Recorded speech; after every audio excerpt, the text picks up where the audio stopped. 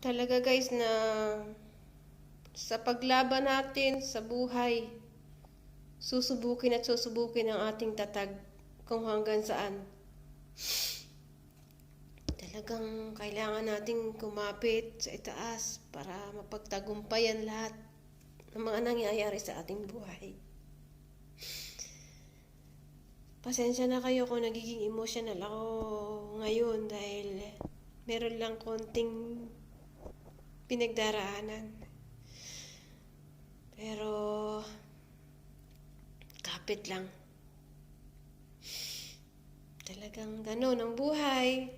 Kung saan yung nagiging focus tayo sa mga goals natin, sa mga pangarap natin, nilalabanan natin yung lungkot, yung lahat-lahat. Pero darating at darating na nandyan pa din si problema, si pagsubok. May mga tao talaga guys na walang ibang iniisip kundi sarili lang nila. Hindi nila iniisip yung kapakanan ng ibang tao. Nakakasakit ng damdamin na isipin na ikaw, ako, walang ibang inisip kundi mapaganda ang buhay ng aking pamilya, ng aking mga anak lalo na. Pero wala. Pilit niyang sisirain ang mga plano.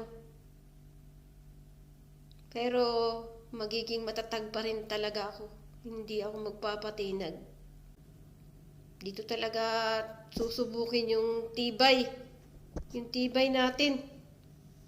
At kapit sa Diyos na hindi magtatagumpay ang anumang masamang plano niya. Salamat guys!